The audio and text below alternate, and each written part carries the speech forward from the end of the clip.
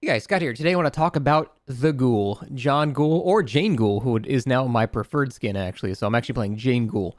And I want to basically reiterate the opinions that I had on the PTB, but I'll be honest, too scared to cement them into my permanent opinions. I mentioned them, but I said let's, wait till it comes out because I was too scared of people that hadn't gotten a chance to play yet, doing the whole standard, you just want all killers nerfed, you blow up survivor side. I just wanted to just avoid the headache this time. So rather than, I did say them, but I said they shouldn't commit to these things until everyone's had a chance to play them.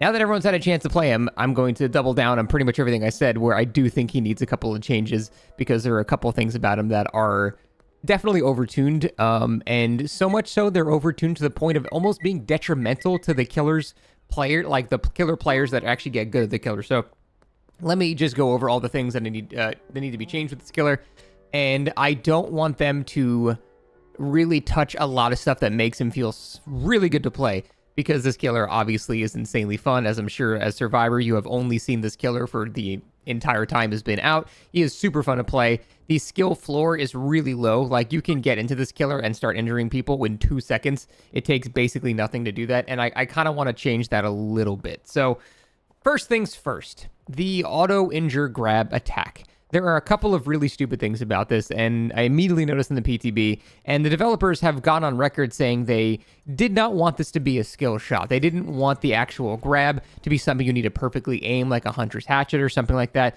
They wanted to just be a hit scan, click, you get the hit, that's it sort of thing. There's a couple of issues with that, but I'm going to go with the developers. I'm not going to say my own opinion and say, no, it should be a skill shot. That would be way more fun. That'd be way more fair. I'm going to go with the developers have decided, because I'm not delusional to think they're going to recode how the entire power works. So the issues are, well, there's a couple. First up, the targeting box of it is just too big. It's too easy to hit it. And I understand they want it to be big for console, and that's completely fine. But it doesn't have to occupy 70% of the screen. It legit is like 70% of the screen. It is damn near impossible to miss. This results in a couple of frustrations. One, it lets people that are not even good at the killer just injure people for free, even freer than Legion. Even Legion has to respect a pallet and might get stunned, so there's a little bit of something there. There's essentially nothing you can do if this killer sees you and has any type of line of sight to you whatsoever. You're going to become injured and go in deep wound. And that's because the hitbox of hitting this is just way too big. Now, if you misclick like that, you get this red particle effect, and you're actually delayed by a couple of seconds, and it's really awkward, and you lose a lot of momentum doing that. That's the risk of you not using your power correctly. So that's fine. Give them a little bit of something of a downside, in case you were to miss the attack or something like that, or you'll grapple onto something incorrectly or something. So I want the targeting hitbox of the grab attack to be shrunk by half, by 50, or even more. It's just way too big. In fact, getting onto the higher skill levels of this killer, it's actually detrimentally big. It's so big that sometimes I don't want to click on people. They're injured and I want to just get simply past them, right? But I can't. There, I was trying to get past her and get ahead and try to body block her, but I wasn't able to because the icon occupies half the screen. I can't not do it unless I'm targeting the sky, at which point there might not be even a thing to grapple onto anymore. So this will make it feel better for survivors because lower skill killers are not just going to get free injures on them anymore, and they might actually feel like they have a potential to dodge the attack, and higher skill killers will feel rewarded because they're not accidentally latching onto people that they don't want to latch onto. It seems like a win-win making this hitbox smaller. I don't see a single downside to doing it, other than console players might find it slightly harder, but dude, it's like you're hitting a Death Slinger shot. It's still going to occupy 30% of your screen. It's still a giant button, so I think that would be completely fair. Next, the range of the grab attack is just too much. I said this on the PTB as well, but I'm going to double down on my opinion here. The range on the grab is just way too much. It's longer than a Death Slinger shot that's hit scan with none of the risks, none of the reeling time, none of the potential for body blocks. It's just better in basically every single way, other than the fact it can't actually down you. But the injure on it's the range is ridiculous. Here, let me just show you a good example of how stupid this is. This should not be this long. Just look at this. Here's a trivia question. Do you think I'm going to hit this Sable here who's probably 22 meters away? Of course I am. That's stupid. I'm sorry. You shouldn't be able to do it from that far away. I don't agree with that. I think that's just a bad idea in general. I think that range, I'm not even going to be conservative with this, that range needs to be fucking halved. Or even more. Again, I'm okay with like you hitting from one end of shack to the other. That's probably a perfect distance for it. That's fine. But to do it like longer than Deathslinger's shot, it's ridiculous. Like it's such an easy hit to do. The fact that I can have Lethal Pursuer and start the game and have someone injured and in deep wound within 3 seconds of the match starting is stupid. That just feels miserable as Survivor. You think you finally got some distance against the killer, and then nope, they just yeet on over with zero effort. It's the zero effort that insults me the most about the killer.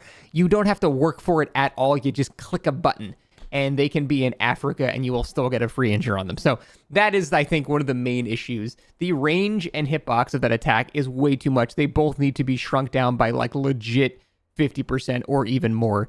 It is egregious, and I think anyone that has played the killer can at least attest to how insane that actually is. Next, I want to go over a more controversial thing to change about the killer, and that is the recovery when you are canceling, when you press control and you slide into position. So this is far more complicated to fix. The other one, easy. It's very obvious those two things need to be shorter and smaller. No big deal. The recovery is really scary to balance because if you make the recovery too high, you're going to relegate them to Legion, where they can't really down people because they have no anti-loop anymore, but they do get free injures on people. So you're going to have like this sort of, still better than Legion because they'll have the map control, but if you make the recovery from using your power too high, your anti-loop effectively just goes away entirely unless they're just in a massive dead zone. However, if it's too lenient, it makes it so people that aren't even good at the killer can just press control relatively near you and just get a hit on you before you even get to do anything without having to do anything skillful at all. They just press the button and they're just gonna get a hit on you. And that just feels really, really bad on the Survivor side. It also feels bad on the killer side. I don't really like that I just swing over, I press control, and I slide into their DMs and then just hit them. Like, that's not really a hard thing to do. And I like getting rewarded for higher skill plays. And I always think a large source of frustration with killers like Skull Merchant and Knight are when there is a low skill floor to get very consistently good results, even against good players. Good players do not want their skill to feel invalidated, and most of the time in these scenarios it kind of does, which leads to a ton of frustration. That's why people are already really, really starting to hate this killer, which is, again, one of the things I've seen and one of the things I was talking about in the PTB that I foresee that this is going to be due to way too common usage and also the invalidation of skill on the Survivor side. It's going to feel really, really bad. So I understand you have to be very, very conservative with changing this kind of thing. To perfectly illustrate what I'm talking about, you've all seen clips already where people just, M1 someone, they grapple, cancel, slide, hit them, and then hit them again before they can get anywhere. That, I think, is not great. What does feel pretty good, though, is more shit like this. Like, these are the kinds of plays where I'm actually okay with it, because this is a calculated, triple usage of my power. I'm not just pressing control when I'm next to them and sniffing their ass and getting a free hit. Like, this is like a calculated usage of my power to cut a survivor off from a resource that they're trying to use, blocking the window. That shit feels great. That's a high skill cap version of the killer. It's a high skill ceiling.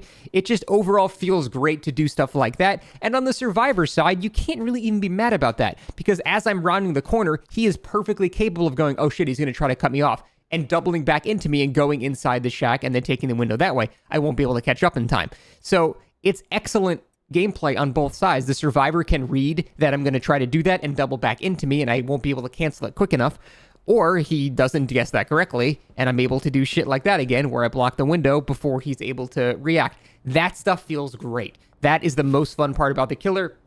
It's also the hardest thing to complain about as Survivor, because when that happens, you can genuinely feel like you've been outplayed. Instead of just a killer just getting a free hit on you, you're like, oh shit, that was pretty cool. Those are the kinds of downs when I'm playing against very strong killers, where I'm just like, all right, yeah, that sucks, but fuck, that was pretty cool. You don't feel as bad about it, and that results in less frustration, because people that can justify themselves going down on Survivor due to the fact that the killer just did a really good play and not that the killer's overpowered as fuck, it results in less frustration because getting killed by a good player is not nearly as insulting as getting killed by a bad player with a killer that's broken. You know what I mean? That's the sort of mindset I'm going towards with this argument here. So that is, I think, an issue. We need to find a very, very fine balance on what the recovery time of that power should be. I would say start by nerfing it by like half a second. Be very conservative with it because you don't want to ruin the feel of the killer. Just be very conservative. Start with half a second. See how that feels for a couple weeks. And then we'll go on from there. I don't want them to just, take a guillotine to it and nerf it by 2 seconds and we're in a Legion scenario. But I also don't think it's okay being left as it is right now because it does feel like the unrewarding hits are just far too common right now. And that's resulting in a lot of frustration. The final thing about this killer that needs to be addressed, and again, this is something I immediately noticed in the PTB, I believe he is the best tunneler in the entire game. He is way too good at tunneling. Not only can he tunnel from next to somebody, he can proxy camp from 40 meters away. He can see someone running to the save and not only get in position to damage them, but he can stop the save from like 40 meters away. He is so good at it, and even if he doesn't want to do that and he wants to go back and just tunnel the guy off the hook, he can grab the guy off the hook, instantly cause deep wound, which cancels dead hard. It's going to cancel off the record. It's going to cancel all of these endurance perks off the hook. So all of the second chances a survivor might have to defend against being tunneled, they don't exist anymore versus this killer. And the fact that he can get in position and you can't even get away. If you get something like babysitter or something, you can't even sprint burst away from the killer because he's just going to cut you off. So he is way too good at tunneling. And that I 100% think needs to be addressed and nerfed. There's a bunch of simple ways to do it. For example, you could just make it so when someone's under the effect of endurance, they don't take a damaging state from the grab or something like that.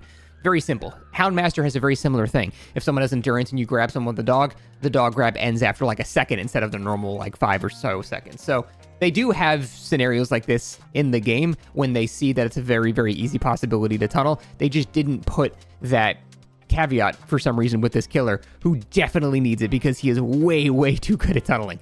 So yeah, just a simple thing like that. You don't inflict deep wound on people that are under the endurance state or something like that. You just set them to injured. So even if there was somehow an endurance state on a full health guy, you'd still injure them, but just no deep wound. At the very least, then people can use whatever second chance perks that they might have, which again, if they're against a tunneling Ghoul, they're going to need them because it's not even going to buy you that much time. Decisive Strike against this killer is a joke. They just catch up in like literally 6 seconds later, you're going down again. So it's really, really a problem how good he is at tunneling. But other than those things, like the first two are pretty minor tweaks. Having the range of the grab is not as insane or crazy as you think it would be because you still got the other two to get you in position to still hit the grab. If I had to suggest one more final thing, this is more just a quality of life than anything. The grab, the reason people feel like the grab is so bullshit is because they're still under the impression via the animation that it is some type of shot that they should be hitting. And then they get hit through walls and they're like, okay, well, that's stupid. Why am I getting hit through walls here? And it's because people don't really understand that it's a hit scan attack. The problem is not the way that it hits. The problem is the animation doesn't link up with what's happening.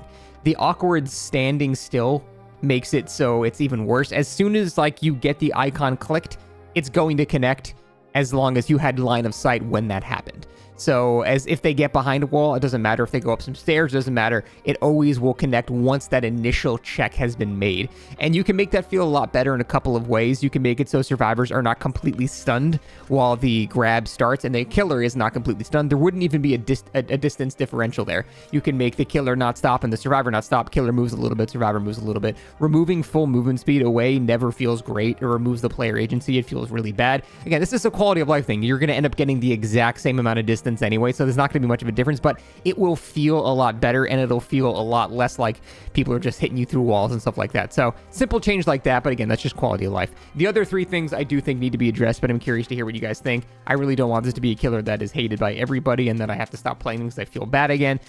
So let's try to get the killer into a very good spot because right now I think they're top 3, top 4. They are extremely good. A tiny nerf to a couple of things is not going to make them not a good killer. They're still going to be insanely strong. So those are my opinions so far. Curious to hear what you guys think. Thanks for watching. See you next time.